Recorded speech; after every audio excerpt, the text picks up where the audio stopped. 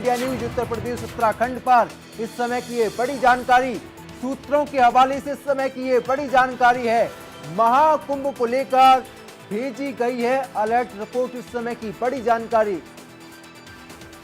तो अघोरी बनकर घुस सकते हैं आतंकी, इस समय की बड़ी जानकारी। आतंकियों के स्लीपर सेल एक्टिव हैं, तो ये बड़ी जानकारी है।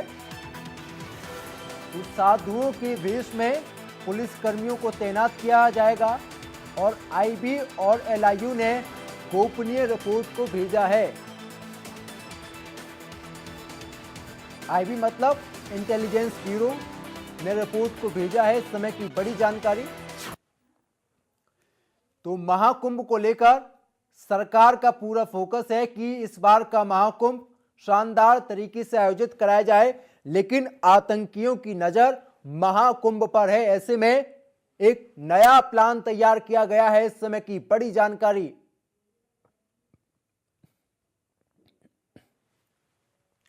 तो आतंकियों के स्लीपर सेल एक्टिव हो चुके हैं। आईबी और एलआईयू ने गोपनीय रिपोर्ट को भेजा है और महाकुंभ को लेकर महा तैयारियां लगातार जारी हैं।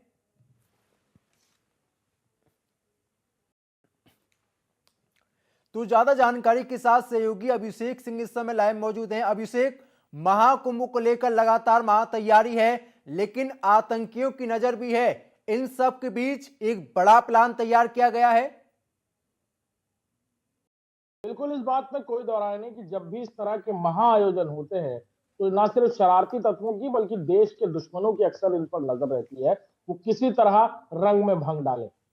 सूत्रों के मुताबिक जो जानकारी मिल रही है कि लोकल इंटेलिजेंस यूनिट की शुरुआती पड़ताल में और फिर बाकायदा देश की बड़ी एजेंसियों में से एक इंटेलिजेंस ब्यूरो यानी आईबी की तरफ से एक अलर्ट भेजा गया है यूपी पुलिस को कि महाकुंभ में अघोरियों के भेष में आतंकी दाखिल हो सकते हैं और फिर यहां पर किसी बड़ी घटना को अंजाम दे सकते हैं। इस अलर्ट के बाद पहले से ही सिक्योरिटी बहुत टाइटिंग की गई है, लेकिन इस अलर्ट के बाद, ऑफिशियल अलर्ट के बाद जो सूत्रों के मुताबिक जानकारी मिल रही है कि और भी सिक्योरिटी को सेंसिटाइज किया जा रहा है। खासतौर पर खुद डीजीपी प्रशांत कुमार हो, ADG law and order Amitabh Yash हो, वो महाकुंभ की सुरक्षा व्यवस्था देखने खुद पहुंचे भी थे। बाकायदा उन्होंने जाकर हर एक एंट्री एग्जिट पॉइंट को देखा था।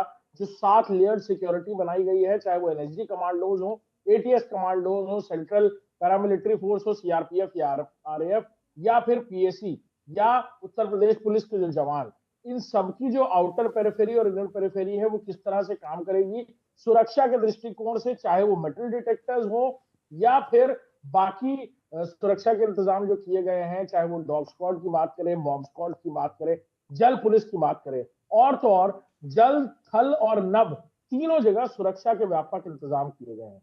लिहाजा आईबी की इस रिपोर्ट के बाद अब और चौकन्नी हो गई है यूपी पुलिस इस महाकुंभ के महाआयोजन को लेकर, जहां उम्मीद की जा रही है कि 50 करोड़ लोग आकर इसमें शामिल होने वाले हैं। लिहाजा इसके बाद और भी ज्यादा अलर्ट होने की जरूरत है और आईबी की इस रिपोर्ट के बाद ये सीधे तौर पर है कि जो भी साधु सन्यासी भी रुके हुए हैं प्रयागराज में या कहा जाए महाकुंभ को लेकर आ रहे हैं, उनको लेकर भी जो भी इनपुट्स मिल रहे हैं उस पर भी पूरी तरह निगरानी रखी है।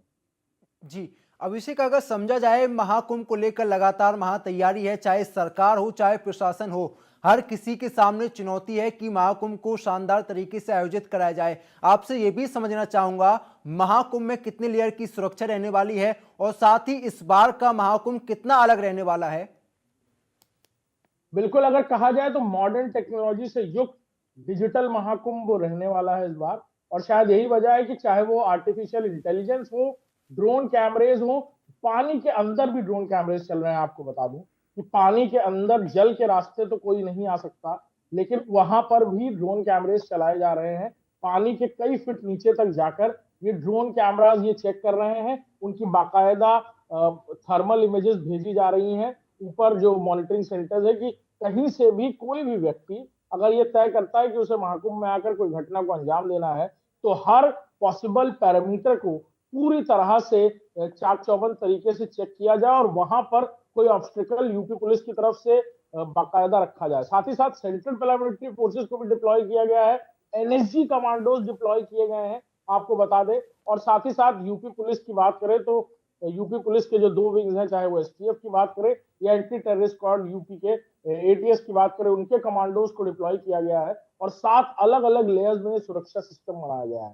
पहला पेरिफेरी एनएसजी कमांडोज का होने वाला है, जब प्रधानमंत्री और मुख्यमंत्री वहां होंगे, उसके अलावा आम दिनों में भी एसपीजी की बात करें तो वो भी वहां पर मौजूद रहेगी, जब प्रधानमंत्री 3 दिन वहां पर रहने वाला है अलग अलग तारीखों में।